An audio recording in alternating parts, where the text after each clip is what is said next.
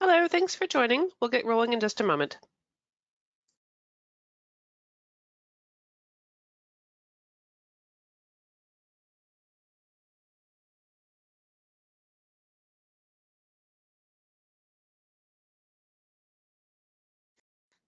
Hello, everyone. This is Leah Freeberg from Fluke Reliability, and thank you for joining us today for this Best Practices webinar. You probably know Fluke is a test tools provider, and you may also know that we produce some of the industry's favorite reliability tools, from infrared cameras to vibration meters. But you may not know that many of the measurements that our tools collect now flow automatically into EAM systems of record, and it happens via a framework that we call Fluke Accelix. Our goal at Fluke Reliability is to better connect asset management data and teams with asset management systems to drive connected knowledge. And of course, that knowledge depends greatly on best practices in condition-based maintenance. So that's why this series of webinars explores reliability maintenance strategies, and that's why we feature speakers from a variety of expert backgrounds. Before the presentation, we have a few housekeeping items to go over. Today's session is being recorded, so your phone lines have been muted to minimize background noise. We will be answering questions after the presentation during Q&A. Please feel welcome to submit questions as we go. Take a minute now, find the questions tool in the GoToWebinar dashboard. When we reach the end of the presentation, I will share as many of your questions as time allows for our presenters to answer. And if we have unanswered questions, we'll follow up afterward with written answers. If you'd like to receive a copy of the slides from today's presentation, please let us know during the survey that will appear at the end of today's session. So don't hang up until the survey appears and you've answered the questions. We're also happy to send you a certificate of attendance after today's webinar. You'll see a question on the survey about getting a certificate. Answer yes, and we'll send one to you. And a recording of this webinar will be available on the Accelix.com website within a day or two. And that's it for housekeeping. So now for the main event. Today, we are very pleased to have with us two experts on precision alignment, Matt Joinson and Payam Assadi. They'll be presenting on industrial machine alignment, tips for getting precise measurements in demanding conditions. And I'm calling it our very own episode of Most Dangerous Jobs. So first, let's talk a little bit about Matt. After 15 years of millwright work in the lumber and mining industries around Western Canada, Matt Joinson decided to take a leap of faith, and in May of 2019, he entered the world of self-employment. He now provides quality laser alignments utilizing the most up-to-date software and hardware, backed by mechanical support and CWB certified welding services, and with plenty of passion for tackling new challenges. Matt and his company, Jaffray Millwright and Welding, are based in Jaffray, British Columbia. Thank you, Matt, for being with us today. Thanks for inviting me. I'm looking forward to it. Likewise.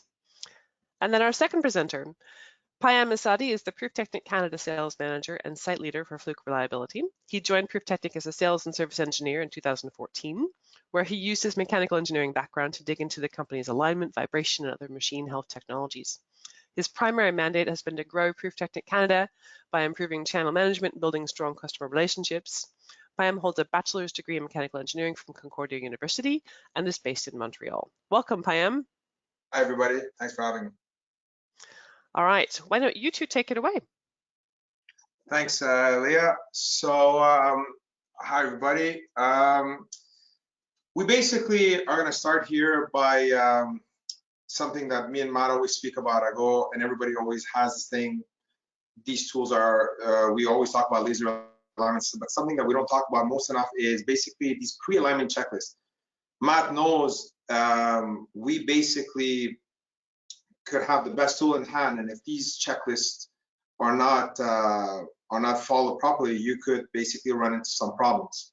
And Matt is going to basically go on to tell us which ones and some details about these ones, and I'm going to ask him some questions, and hopefully Matt's going to tell us how he's going to check them out. So first things first, Matt, you should know this, that we're going to start off with basically machine tagout. What do you go about? This is a very important step before we do anything, so go for it. Yeah, it's definitely the most important step, I think, out of everything. You know, personal safety, everyone around you, safety of your tool, everything. So, you know, with the lockout tagout kind of depends on what kind of site you're at.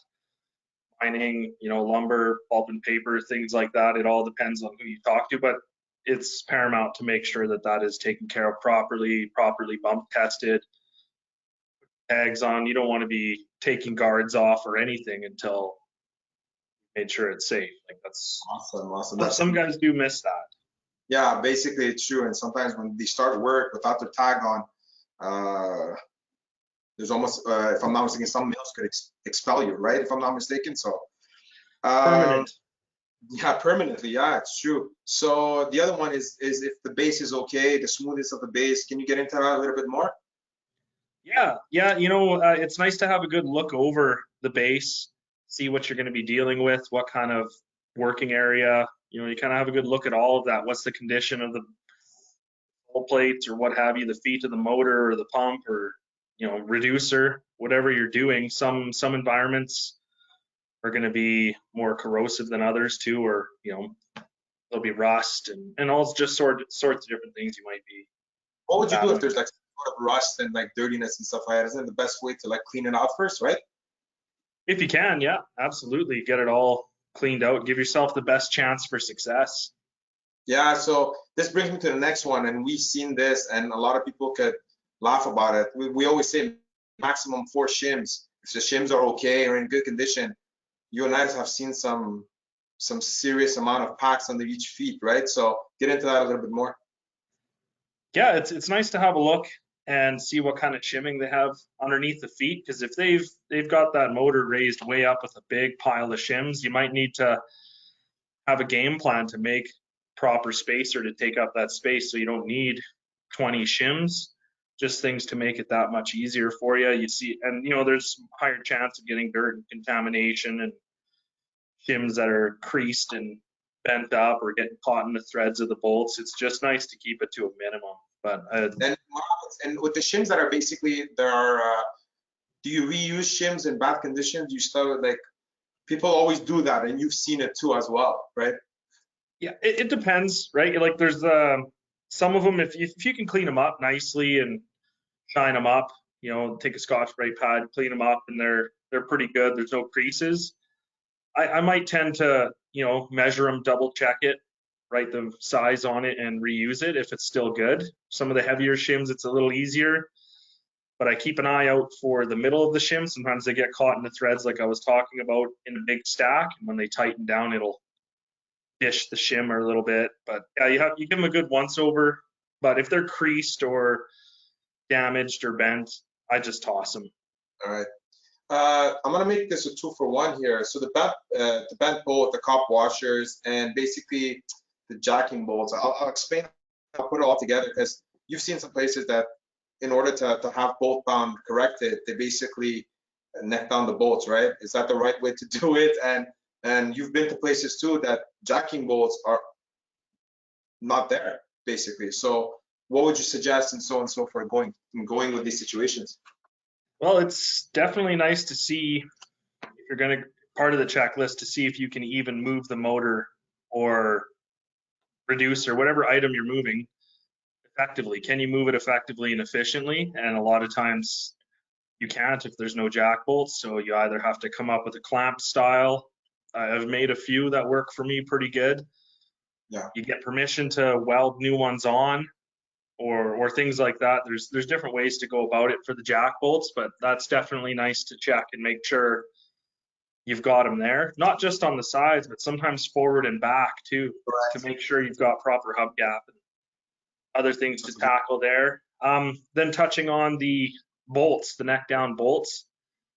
It was probably about 5-6 months ago I went to a place and they were already using neck down bolts, but it was really, they changed styles of pump and motor and they had to do it. It wasn't ideal. It was what they had to do in the meantime. Sometimes you have to do what you have to do to get by. I don't necessarily say it's the best way to go about it. I would rather move the mount or, put new blocks on something. All right. Anyway, but the other thing we could talk about, just the bolts and jacking bolts. I've seen those big old hammer or pry bar, and they go there, and you work with what you have sometimes, right? But we always say that try to eliminate by hammering stuff. So basically here the pipe stream, like eliminating pipe stream too. So get into that a little bit more, but we know that this is solely if you're gonna get into it, go for it for a little bit more.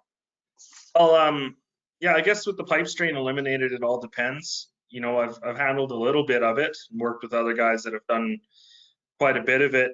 And when we were talking about it, if you're in a maintenance environment and nothing is drained and purged, they don't necessarily want you cracking bolts on flanges and everything like that. In like a down day, if you're just doing a quick check, sometimes they're not really wanting you to get into that. But on some of the installations or in a shutdown where you're swapping everything out, it does get forgotten and it doesn't get measured. So it's good to check it, you know, especially if things are going to heat up or cool down and pulling it in every different direction.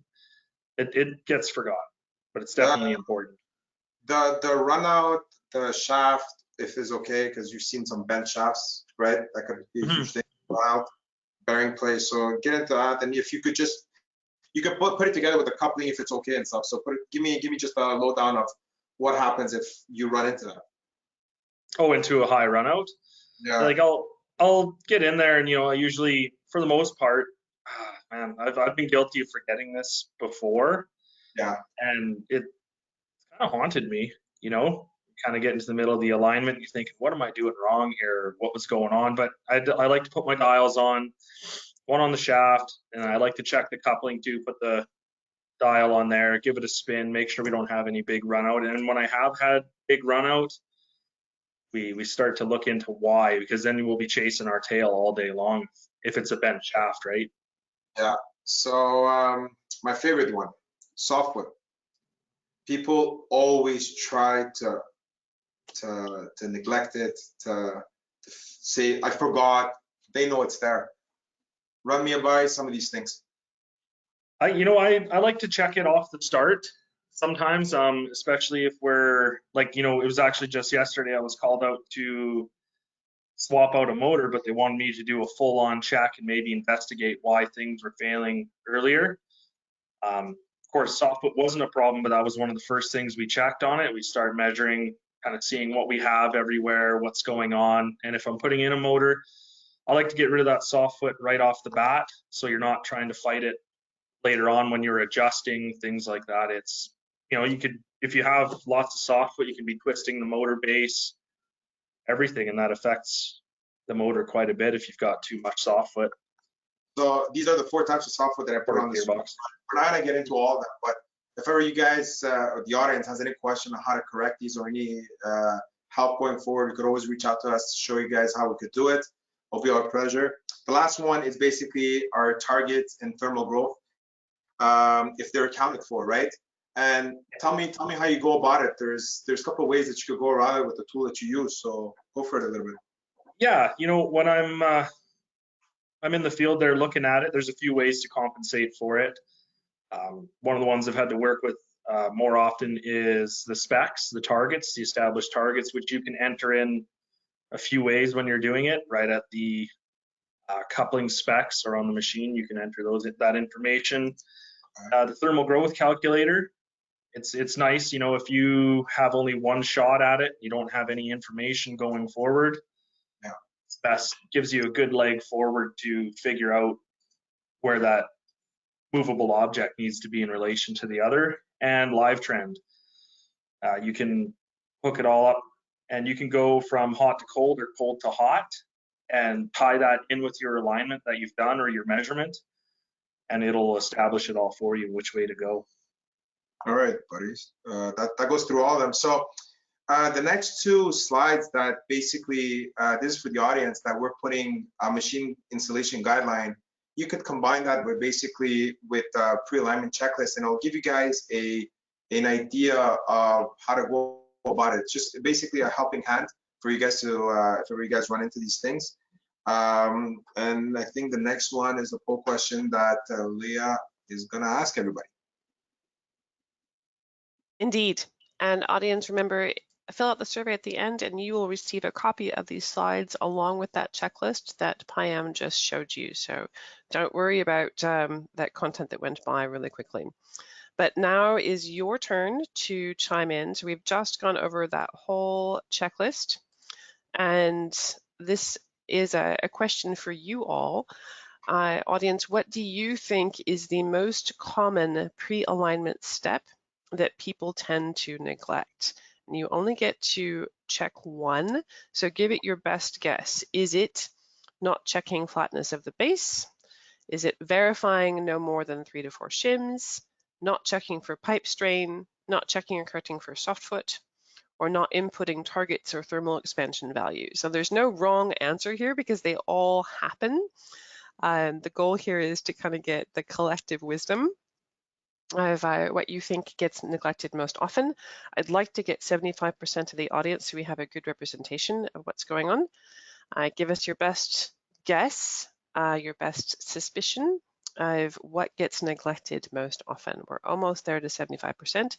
What is the most common pre-alignment step that people tend to neglect? All right, I'm going to close the poll and share the results.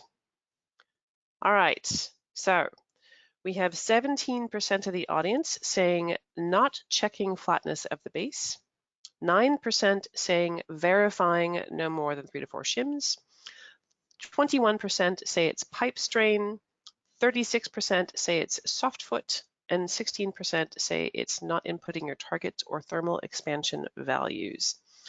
So Matt, how does this line up with your experience? What do you say is most often neglected? For the industries that I'm a part of in the jobs, I would say not checking or correcting softfoot was my guess. That's where I was leaning towards. Okay. And a quick question for you from the audience. We had some people wondering about pipe strain. And I know you said it was not something necessarily that you could always do, but in a 1 minute or less answer, how do you correct pipe strain or reduce it? Well, there's a couple of ways that you can go about it. Either bringing the object, say, depending which way it's moving or pulling. Sometimes people have brought in, or we've seen them come in and machine the feet of the machine, extend the piping, change the bracketing or support. There's adding bellows if possible, flexible mounts. There's a few different things depending on the situation and the industry you're in. And Matt, quick question here. Let me just chime in here. If you, let's say, for example, you have the laser system and you put on that, isn't it like to put on live move and basically unflanging basically the bolts, the bolt flanges, and it'll give you how much estimate it actually moves, right? That's how you get your initial, right? Yeah, you can measure from the coupling there, put the heads on, and go around and mark your bolts and do it in sequence, and it'll give you a pretty good idea of what's happening at the coupling when you tighten or loosen. Right. And the basis for the 3 to 4 shim rule, that's really because of the amount of irregularity that can be introduced when you have too many, right? That's from what I understand it as. It just kind of helps eliminate any of those options there.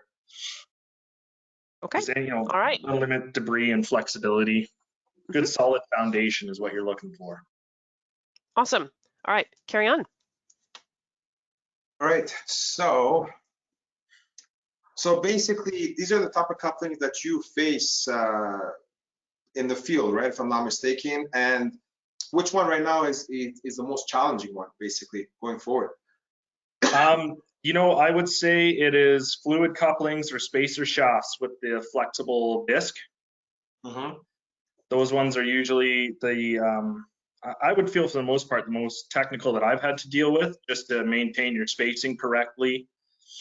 They require a fair amount of precision, getting them in and out, things like that. Those are the ones that I found the most technical or difficult for me anyway. I see at the bottom right, the grid coupling that everybody knows about there, and sometimes it can be challenging, right? But not putting the grid in. And can you just give me some ways on how to do it? Let's say, for example, the grid's not in. How would you go about it? Well, I guess, the nice thing is I have access to a multitude of measurement modes that I can use, especially when I'm doing grid couplings. We see them quite often. A lot of my work is in the mining industry. So there's lots of grid couplings there. So, depending on where it's at, the machine, can you turn the other half? Can you not? That really depends. If you can't spin the one side, well, at least I've got my sliding bracket I can work on it with, what have you.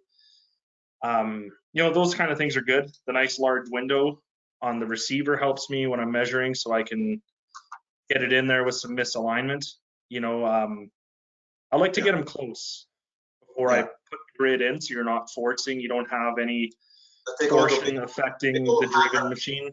Right? You see that people just hammer them in, and you cringe, right? Seeing that sometimes, and I've seen it too. Sometimes I put flat stock, like flat bar or key stock, in between the grid teeth. Correct. When you get close, you can put some flat bar in there or grids rather than putting your grids, and you just strap them down, and then you can turn it if that's the way you want to go about it. Yeah. You know, like that's how I would usually tackle it. And when it gets close, I would put the grid in and use. The other question here, fast, I was going to tell you is I see here the spacer shaft. Do you worry about the length of the spacer shaft using your roll line? No. Most times for what I've had to do, I don't really worry about it. I just make sure my my laser is centered in the head. Yeah. And I set it on the other end.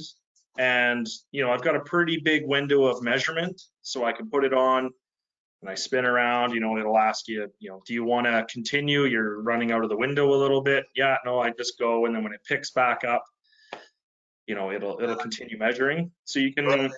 It talks into the with that. Right? If I'm not mistaken, it goes to the Intelliextend, and after that, it's I get it. The other one that's not in here, but I was gonna touch base with you, the cardan shaft that everyone calls a jack shaft too sometimes in the field, right? Yeah. Go about how would you align it with the roll line?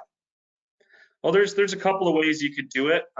There's the old school way where you have to pull out the shaft and attach your brackets and conduct your measurement there. And if I'm not mistaken, you use the Intellipoint. Yeah. And then there's the new one that we have that you can save yourself the effort, especially for larger cardan shafts, like, you know, you might find in a mill or something like that. You can put the brackets onto the drive hubs for the cardan shaft, so you save yourself that labor and time of pulling it out, and then you can take your measurements from there with that bracket. Awesome. So the next slide here basically shows the type of the screenshots of the roll line with the different types of coupling. Give me some of the stuff that basically you could do on the screen a little bit more that helped you out basically with customers as well. You know, like when we were talking about earlier, setting targets, you can go into there. You can set where your targets, where you want to be for your alignment. Tolerances, depending on what you're working to, they might say, okay, you know what, those tolerances are okay, but we want you to tighten that up just for their own sake or what have you. So you can adjust your tolerances there. And of course, as you can see there, you can change the type of coupler in that window. Like you can space through the spacer. There's no coupling. You're just aligning two shafts, and you're going to put, sometimes they have like just two shafts. There's like the clamp, a coupler. Yeah. You know, and that works pretty good. The no coupling option. Of course, the cardan, like we were talking about, and short flex. You can just change all that stuff while you're there. Good to know. Good to know. So we spoke about general aspects of alignment, and now we're going to get into the nitty gritty. These are stuff that you've done in the field, right? Mm-hmm. So what for me is we speak about a lot. These are the three main work environments that you go and do alignments, right? The mining, sawmills, and the pulp fiber, and all those pictures are the ones that you took. And for the audience, if ever you guys want to see some good stuff, follow Matt on LinkedIn, and he takes some nice pictures of, and he gives you basically an idea of where he's done it and the ways he's done it too as well. So so here basically, which one, let's talk here, which one is the most dirtiest environment? Sorry, the puppy's no problem. Being herself. No problem. No problem. So which one's being the dirtiest? Well, definitely mining, but I'm not too worried about it because the tooling holds up pretty good in that environment. So I'm not worried about it, but that is by far the dirtiest. Okay, and you say about the dirtiest, and how do you work out in the elements around there? Like, for example, with rain, dust, using it with gloves. So far, has it given you any hard time and just go about it? No, you know what? It's been pretty good overall. You know, like I've worked in a few warm environments, quite warm, you know, when you're in the pulp mill. You know, I bring my machine in and let it climatize, of course. And we'll be inside, but at the sawmills or in the mining industry, you know, a lot of times it's pretty cold where you're working, and I haven't had really any issue with anything like that. You know, my battery always lasts and the screen always functions like I need it to. So it's been pretty good in those environments. You know, with the rain, I try to stay out of it, but you know, it's held up pretty good. You know, if it's pouring rain, I'll put a tarp over or something. But you know, I'm not stressing or frantic. With that tool, that's right for you. Oh, that's for me. Absolutely, yeah. for me, because Yeah. come on, I don't want to stand in the rain if I don't have to. But no, I don't stress about damaging the equipment in my working environment, because I know it'll hold up. So I'm never really worried about that for the most part. So you might have customers listening to this. What's your favorite industry? What's your favorite industry? Whoever pays the bills. That's my favorite. Smart answer. Smart answer. So we'll talk about the tool right now that you have right now. So why did you choose this tool? Because you spoke about some of the stuff as well, that how durable it is and so on and so forth. But I'll let you go and why these are the stuff that you actually like the most. It's isn't always the same repeatable thing that everybody says, but this is why that you chose it and for your purpose. Go for it. Okay, well, you know, like everything I like about it, you know, like it's pretty basically lined out here, but I guess I can go into some detail. You know, like it's durable and tough. Using these products in the past, you know, they've proven themselves. We use them in some dirty, greasy, rough environments, so it's tough. You know, I've dropped my screen, the tablet here a few times, or knocked it off a motor. I've never really been too worried about it. I try to put it in a reasonably careful spot, but things happen, and I've just never really had to stress about that. You know, the glass on it, you know, you can tap on it, you know, you can feel the durability there.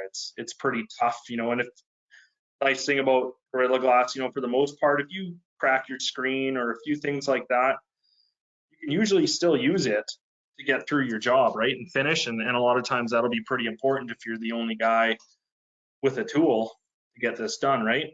Well, Yeah. you know, and the touch housing, you know, like I use it with gloves on. I'm usually wearing pretty heavy nitrile or like some tight roper gloves when I'm doing some of this stuff, and it works good. And my hands are pretty greasy, like we touched earlier. If you're doing like grid couplings, for instance, and it's just like a check or anything, those tend to have pretty sticky grease with them.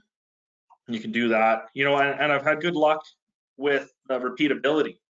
And like sometimes I post my reports there or my measurement reports, and you'll see in there that even when I switch between measurement modes, it's quite reliable and repeatable, and it's easy to access the measurement menu when you want to have a good look at it. Mm-hmm. I like that, you know.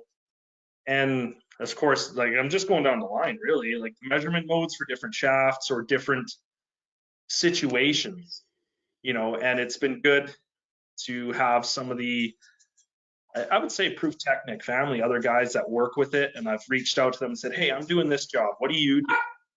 And they'll say, how about you try this measurement mode, it might help you out, you know. And you kind of think, oh man, that's, you know, awesome. So I try it, and it's awesome, you know. Like you've got all the old school stuff like the clock position and things like that, and Yeah. Well, I think you froze a little bit. I don't really bother with them anymore. You know, I can use like Intellisweep and Intellipoint, those kind of things I'll go with. I like Intellipoint because you'll stop and it'll stabilize, take its measurement, you'll go through. Or, you know, Intellipass, there's a few jobs I've had to do where you move it and then you bring the other one by, and it gives you lots of good measurements because it'll measure as it goes through the whole window. You get a pile of measurements.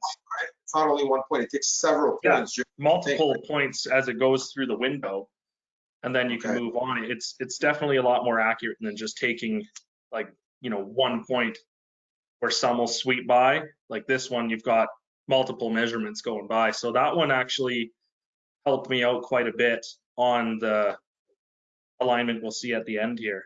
And the coupling backlash, it'll tell you, hey, this measurement's unreliable or things like that. It'll give you a notice that there's some issues going on, and I've been able to go in when you know what the problem is. Yeah. You can go in there and say, look, this part is just backlash. You can take that part out of the measurement. Those kind of issues, it gives you the capability to do that. And move simulator, we'll talk about that one definitely later too. But it definitely, yeah, I like that one. It's definitely saves me some issues. Or if I'm, where it really comes in handy for me is if I've got a limited shim pack, or things like that, you'll go and you'll say, well, okay, it wants me to move 5 thou. But what if I have a 4, or the combination I have won't let me do that? It gives you basically a guideline, right? It gives you a guideline going forward a little bit. So it's a huge helper that people enjoy using that. It gives you a plan moving forward, right? So, okay, your next one is the sunlight compensation. I like that for outside. There's a few alignments we do outside, and it's nice. The sun's usually beating right down on us there, so it kind of helps when you're trying to see the screen. The glare. Sometimes it's pretty frustrating, especially if you have to stand in a certain position or you can only work at it from one direction. It's nice to have that. It's just the little things. And something I've talked about quite a bit is quality of the brackets. They're sturdy, robust. You can trust. That's the thing. They're always, you just look at them. And they're precise. The chains are good quality. Everything is good quality that I have. The sliding bracket, everything's sturdy, rigid. Nothing falls apart. Nothing's loose. It doesn't feel flimsy. Like even those small, compact magnetic brackets, like those are awesome. We're gonna get into the brackets as well. So now basically what we're gonna do is that we'll go through different types of alignment that you've been through, right? From the easiest one to the hardest one. And I was gonna tell you basically the simple and straight up forward alignment that you have here. There's 2 different, I think from last one's a pulp period, the other's a mining. These are some of the screenshots that you took going forward. What measurement mode did you use here? Like it was easy one going forward. Yeah, some of these I just used Intellisweep, honestly, and it's been pretty good. Like for those ones, because it was pretty simple. You could see it's wide open. You're not really, like as far as rough alignment's concerned, you can eyeball it close and hook it up and use your sweep on these. That's all I did for these, right? There wasn't a whole lot of torsion or anything to deal with there. I didn't really need to use compact brackets. I just used the standard chain brackets. Good. And yeah, so it's simple and straightforward, really. On some stuff like this here, did you use, because I know the inside the Roll Line Touch, there's a softwood wizard that you were telling me how much you liked. So get into it a little bit. Yeah, actually, and it's really nice to get in on some of these and use it. It's pretty step by step. If you don't have to start at any particular foot. That's what I like. So I'm sitting there, say if it's a bigger motor and I've got to crawl over it or get down off the ladder, walk around to the other side. I like that I can just choose whatever foot I'm at. Yeah. Start with that one, loosen it. It'll take its measurement, you tighten it, and it'll tell you, okay, move on to the next one. Okay. At the end, it'll give you the corrections if that's how you want to go about it. Or you can do it manually. Measure it and type it in there. Good to know. The other thing that you told me that you rave about a lot is simultaneous move on the vertical and horizontal at the same time, right? So when we're talking about that, can you get into it? Like, do you need to leave it at a specific location, or you could just leave it anywhere and go about it? Nope. I like that I can just leave it anywhere. You can do your spin, say your measurement, but it's going to work better for you to move the heads into another location while you do your live move. It's not a problem, right? You just initialize your live move from wherever the heads are sitting, and then you can go from there. That's what I like about it. I move horizontally and vertically quite easy. One thing I try to watch out for doing that is just when you are coupled, right? Like how is there anything else affecting it, moving it? But most times it'll, I don't have any issue. I like that you can just move horizontal, vertical, do simultaneous corrections, and just saves you a lot of headache.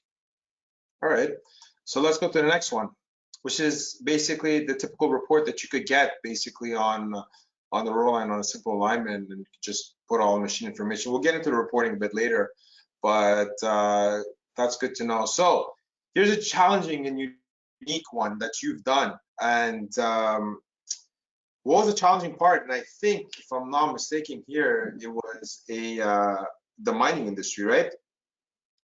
Yeah, it's a pan feeder that feeds one of the rotary breakers. Okay. Yeah, it was a pretty good job. You want to tell me some of the challenge was issue? Because I remember you had called me here and we spoke about it here. It goes, but issues about with jacking bolts when you were on break and stuff. So get into it a little bit more. Yeah, we were chatting a bit about it. I was more so just venting my frustration with the design of the base. There was no, the base is all painted. There's no actual blocks put on for the motor feet or the gearbox. It was all really flexible. No, of course, no jack bolts. We had lots of work to do there, get some on. This one we made some clamp style because we had to get hot work permits and permission, and the time just didn't allow for it. So we whipped up some clamps and everything to get that done. This, it was kind of interesting and challenging too, because the coupling was so close to the cooling fan of the reducer. So we had to it was a good thing we had the offset bracket for that. And also we were trying to get this all in and maintain our line with the drive chain. So we only had so much room to move in every which direction. And so that was the challenging part. With the next point, you use the pull line. You want to get into that as well a little bit? Yeah, I always, of course, have them both with me because, like we were saying with the mining, you'll see lots of drives, some with chains, some with belts, some with reducers, and a lot of them have combination drives like this. So it's nice to have it. You can line one end up real nice, precise, then you can just move on and keep the rest of it lined up and square. But it was pretty good. Just like I said, the challenging parts were bolt access to tighten down the motor. Everything was pretty flexible there, so it was a bit of give and take, but eventually we managed to get it perfect. Good. So let's get to my favorite one, this complex alignment. So let's talk about it a little bit more. And you mentioned when we spoke here too as well, a large conveyor drive. Tell me how you use the roll line and how to make it easier, because I know it's a machine train as well. So get into it a little bit. I liked that I could use two sets of heads at the same time. That's all I had access to, because there's another drive also on the other side of that pulley. If I had two more sets of heads, we actually would have done all the couplings at once when it was available to do that. Pardon? Yeah. Good to know. Yeah, but with this one, we used two sets of heads to go through. We had no issues. We also did two different measurement modes while we were at it, because the one was not able to move. I believe that was this one here. I can't remember if this one or the other side, but anyway, it was seamless. We connected the two different sets of heads to the tablet or our Rotoline unit, and just conducted our measurements. It was pretty simple that way. And then when we were trying to adjust it and move it, we had that move simulator because we were running into bolt bind issues. We only had so much room because there's large disc brakes on there, as you can see on the side. So we also we only had so much movement in those disc brakes for adjustment to keep those lined up. So it was really good to have all of those functions on there, especially we were working. Pardon? I just wanted to let everybody know that these are just screenshots of how you could do a basic machine train. This is not the actual screenshots of Matt's work, because it's not a pump that you see there. So this is just basically the screenshots of how you could do two simultaneous heads going forward. I see here, we're gonna get into the bracketing right now later on, but you use basically the live trend brackets, and you said something about the coupling surfaces. Can you just get into it a little bit? Yeah. So at this particular instance, because we had to switch our measurement types a few times because we were also working with the belt technicians. They were splicing this large belt and needed tension, and sometimes they were detensioning. So we kind of, at this point, it was still free for us to move and turn. So I used the live trend brackets because both these couplings are good shape. They're clean and smooth. Those live trend brackets, they're pretty versatile. You could put them on a large coupling, on a flat wall, on a shaft, it doesn't matter. So I felt that those were pretty appropriate to use on that coupling hub. They were great. There was actually from a recommendation of another technician I had talked to, and he said, if you're ever doing this kind of stuff, you should think about these brackets and try and use them. And it works awesome. I use them quite a bit. Good to know. Good to know. So basically, this is the reporting feature that we see that you use two different type of measurements as here. And my question to you is that we always talk about measurements. I mean, the reporting. How easy is it to print out the report?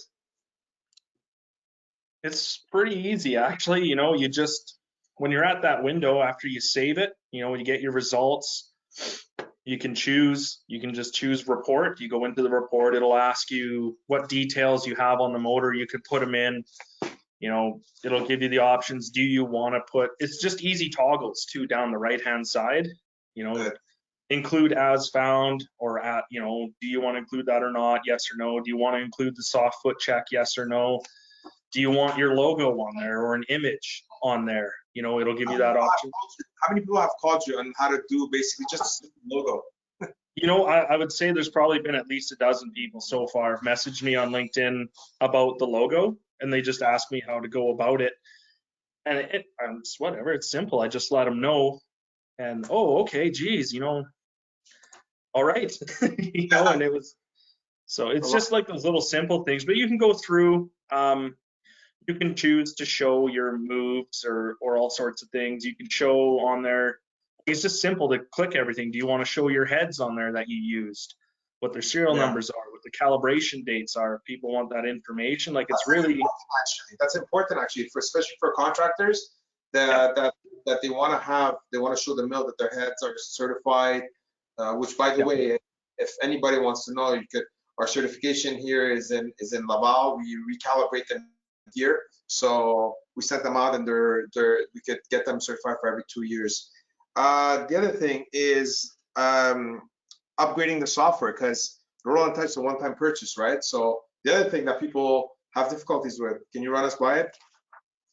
Yeah, it's pretty straightforward. When I got the notice that I needed to upgrade mine, I just went to the site, plugged my USB stick in, downloaded the file, and then I went to my Rotoline unit, just plugged the USB in the top, the Pruftechnik USB stick, the one that came with the Rotoline. And then I just plugged it in the top of the Rotoline unit and turned it on, and it automatically downloaded and updated everything it needed to do. Just a quick note here. I think, if I'm not mistaken, the guys at calibration always told me it needs to be above a certain, I think 60% of the battery being charged in order to start to do it. 60 or 70%. I don't know what it is. 60%, if I recall. That's what I did, but I just went and plugged it in anyway. Good to know. All right, so next one is another poll question. Leah, it's yours. All right, audience, it is your turn. And we will get to questions shortly, have no fear. But in the meantime, we'd like to know how you handle complex alignment at your facility. So do you have a range of people who are able to do alignments? Do you have a designated in-house technician or specialist or millwright? Do you contract it out or not sure? That's also totally fine. Obviously, we have a contractor outsource expert here on the show today, but there are plenty of facilities that have in-house tools, that have in-house specialists. So let's see how you're relating to this, whether it's in-house or contracted, whether it's specialist or generalist. We've got about half the audience voting right now. So let's see what you all say. I'm going to give it another 10 seconds. Give it your best bet. And then I'm going to share the results and see how that compares. All right. So it looks like we've got a very even split. 30% have a range of people who can do it. 29% have a designated in-house specialist. 28% contract it out. 13% are not sure how it's being handled.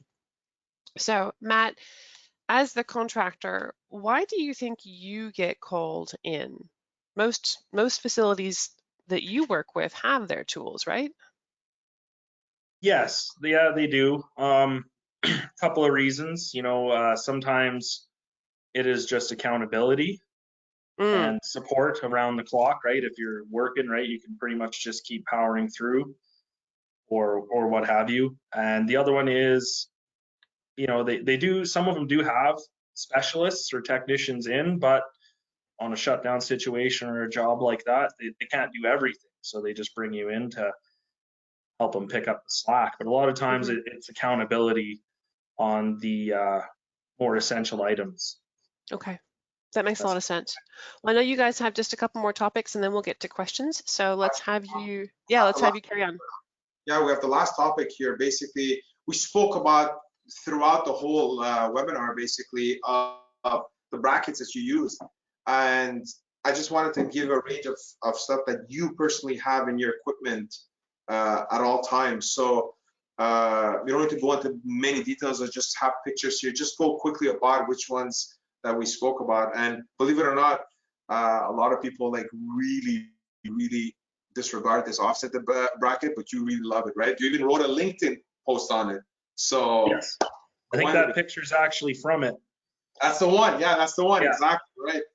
And that was that particular picture was when we were receiving all the equipment on the skids that was pre-aligned. We just did a conformity check, like a QC check, to make sure everything came undamaged. But that moderate, or that middle alignment that we shown there with the sprocket and everything, that offset bracket right here is on that particular drive. Well, it's good, right, for low clearance areas.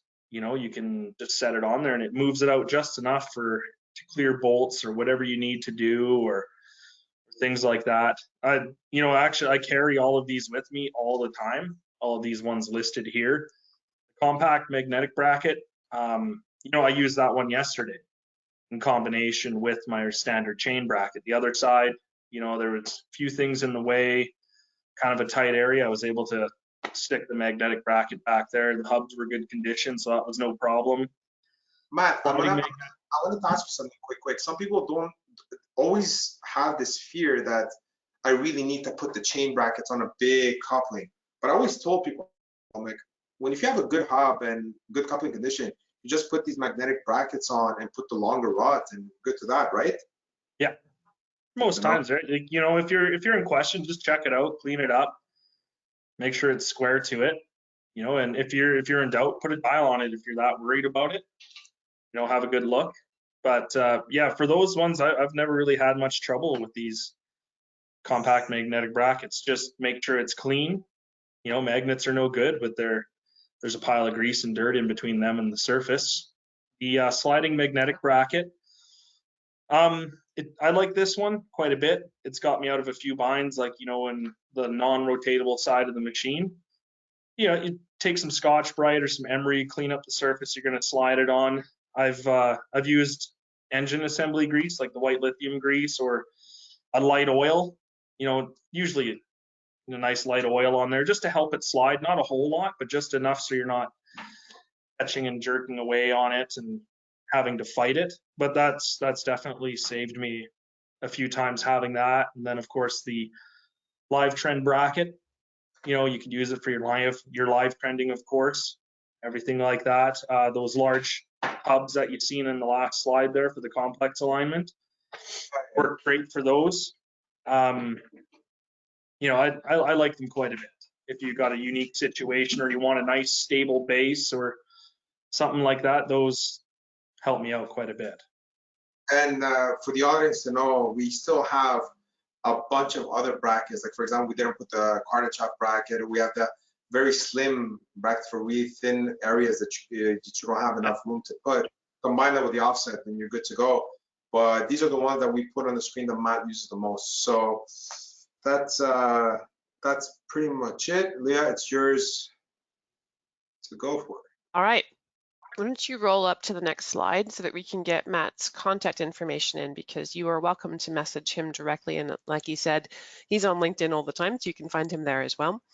But we do have some questions for you, Matt. And audience, you are welcome to keep adding your questions, and we'll get to as many as we can here, all right? All right, so first question, Matt, what is your experience with gear couplings?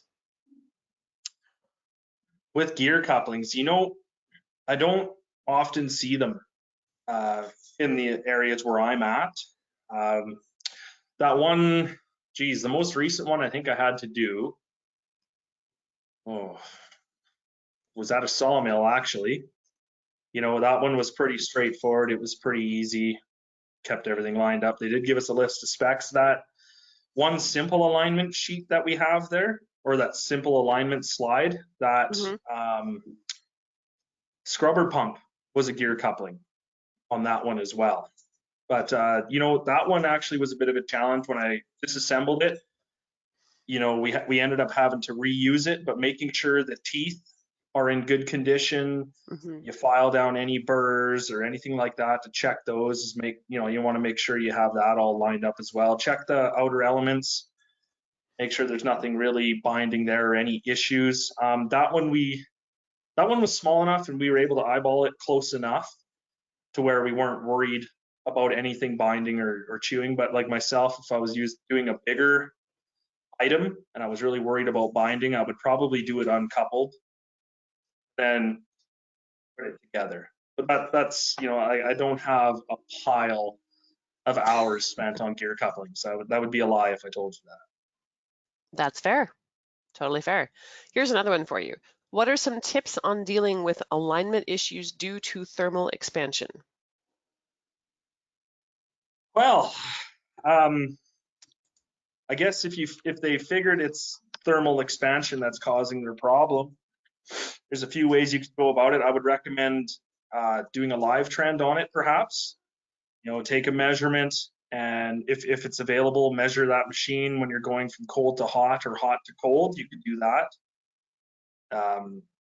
Check your temperatures, like, you know, use a calculator, things like that. But I would start measuring and figuring out what you've got going on there, if possible, when hot or cold. You know what I mean? Like, just start measuring, seeing that. That's how I would try and deal with it, is try and see what is happening when you have the thermal expansion issues, or is it caused by pipe strain, or is it miscalculated, you know, from somebody working on it before saying this is where it goes. Does it? I don't know. I haven't measured.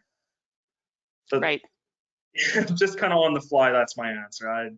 It would depend on the situation for me. Well, here's a follow-up. Sorry, Leah, quick question, Matt. Some of the machine specs, sometimes what they give you, or they lost that paper, right? And it's been like people are like, oh, we've done it in the past. You've heard that in the past. We've always done it like that. That's the worst answer that you could sometimes get, right? So, and what you do in front of you is your business right now. This is what you say, okay, this is my alignment. I got to put in the right stuff. I got to measure it and have it for myself, right? Yeah, and you know, with calculating the thermal growth, like if you're using a calculator, there's actually a really good technician that I've used as a resource, pick his brain, and his advice was to use calculators, whether you use it on anybody's thermal calculator, your own calculations, to do it with eyes wide open. So you calculate it, measure, and double check. Like that's the main thing, if possible. It'll give you a good base point to go with, but it's always better to measure, because then you know.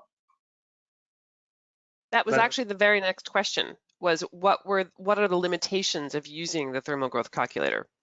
Yeah, it'll get you closer than just doing it cold, but it's definitely an eyes wide open. It's a very good tool to help you. And there's a couple of jobs that I've done with some thermal oil pumps in particular, where I've had enough opportunities now to work on them and kind of figure out, okay, this is actually the temperature I want to enter from this point on them. But it definitely helped. Cool. What is your best source for alignment tolerances? Oh, geez. I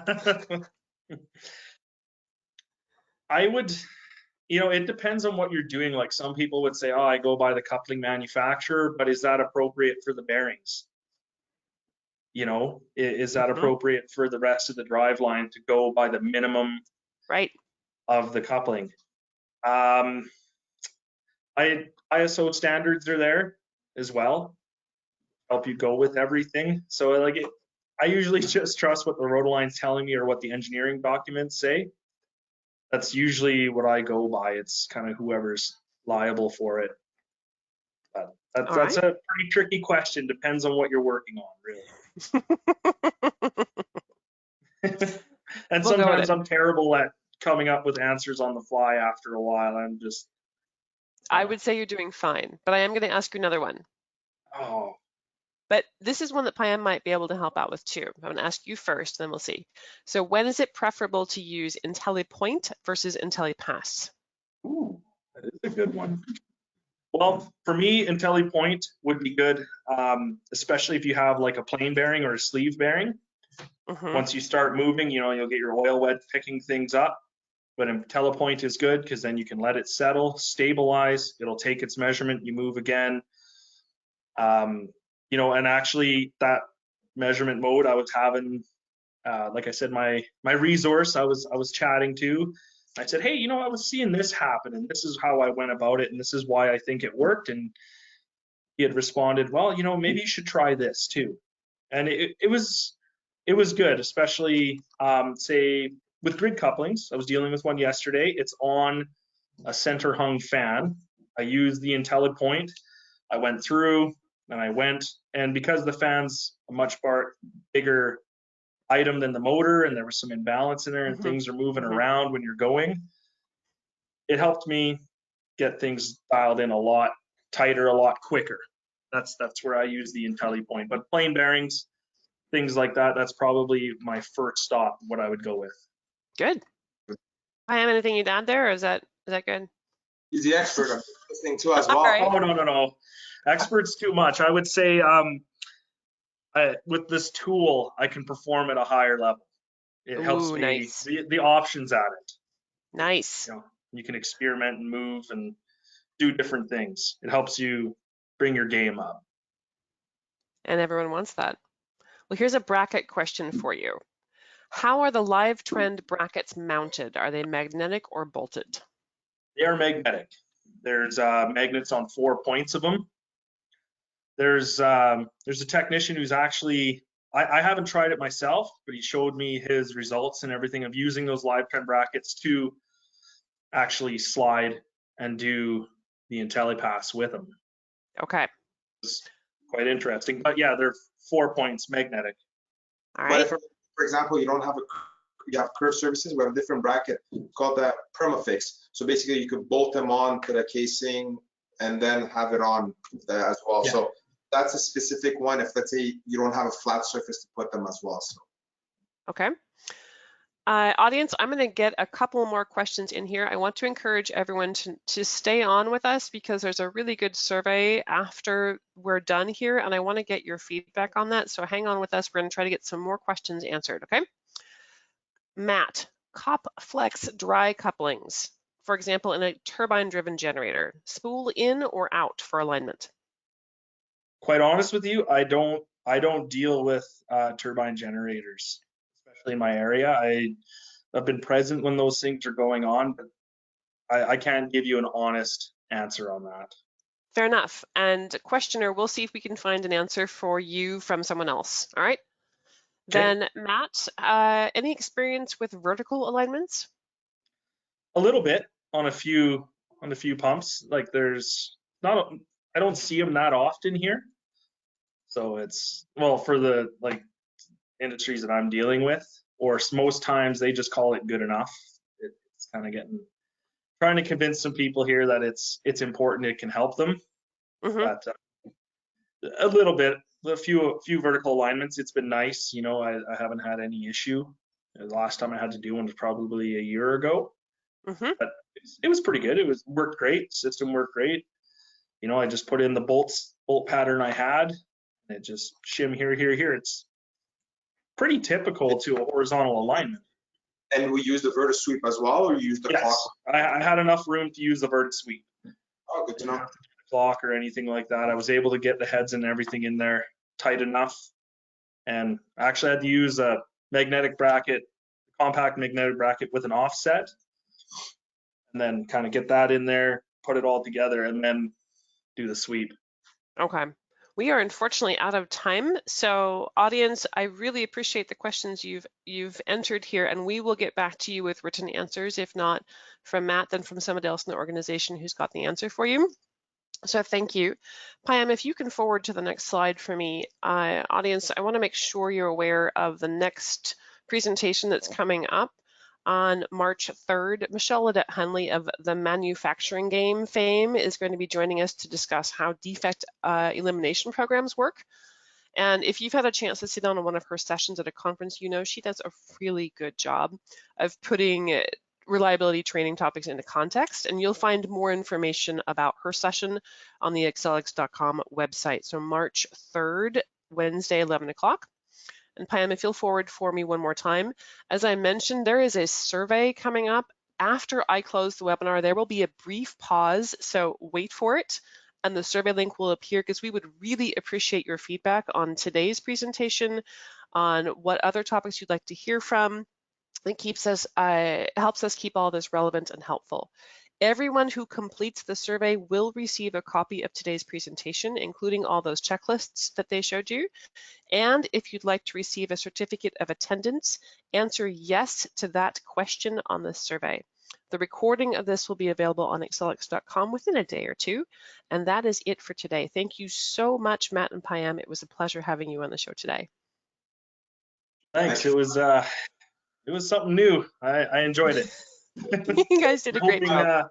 I'm hoping some of the questions sent or suggestions will be good. I'm open to hearing from people in different industries. Like for instance, with that turbine question, I'm going to be doing some research.